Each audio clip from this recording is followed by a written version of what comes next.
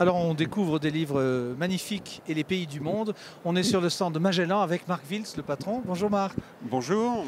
Alors pourquoi est-ce qu'on est là? Parce qu'on se connaît, que parmi vos éditeurs, il y a Ginko. Racontez-nous, c'est un groupe, hein?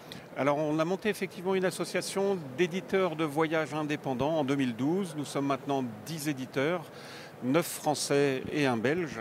Et nous avons tous la caractéristique d'être passionnés par ce thème du voyage. Et tous ensemble, on a monté un catalogue de 1600 titres sur le thème du voyage. Alors c'est donc tout pays, toutes problématiques confondues. Il y a autant du voyage-voyage que du témoignage de voyageurs, que de l'histoire. Oui, on est beaucoup plus centré sur le récit, le témoignage et l'essai, plutôt que sur la littérature.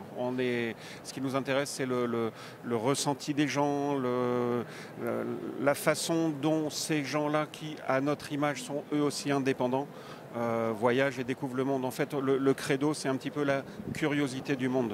Alors évidemment qu'il y a l'Inde, évidemment qu'il y a l'Afrique, qu'il y a le Japon, mais aussi il y a la Suisse.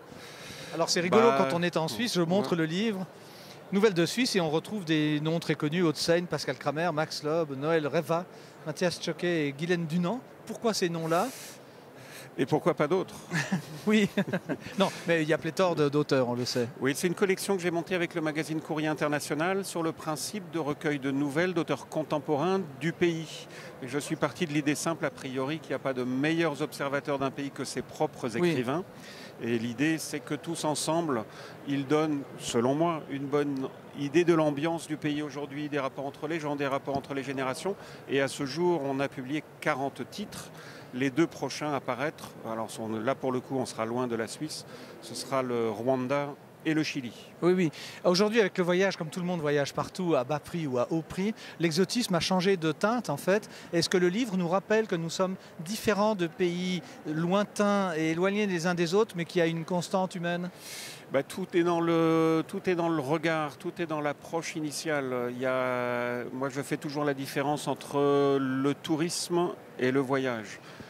Le voyage n'est pas du tourisme, le voyage c'est une façon de se mettre soi-même en danger, d'essayer de sortir de ses habitudes, de son carcan, de son savoir-faire du quotidien, et d'essayer justement d'aller voir comment ça se passe autrement, ailleurs, chez les autres, avec les autres.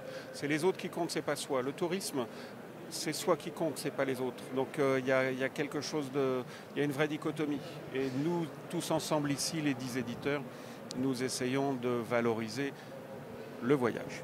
Alors on le sait quand on est genevois, puisque de Bouvier à Isabelle Eberhardt, en passant par Ella Maillard, on a des écrivains voyageurs qui se posent la question de savoir s'ils sont d'abord voyageurs et après écrivains, ou d'abord écrivains et ensuite voyageurs. La même problématique avec Saint-Exupéry. Est-ce que c'est un bon pilote qui écrit ou est-ce que c'est un bon écrivain qui pilote, hein? Moi j'ai mon idée là-dessus. Moi aussi, mais nous la garderons pour nous. Merci Marc, merci pour votre accueil. À vous. Et puis bonne continuation de salon jusqu'à demain dimanche, puisque nous enregistrons cette séquence le samedi 4 mai. À très vite, à très bientôt sur cette même antenne, françoisir.ch/blog.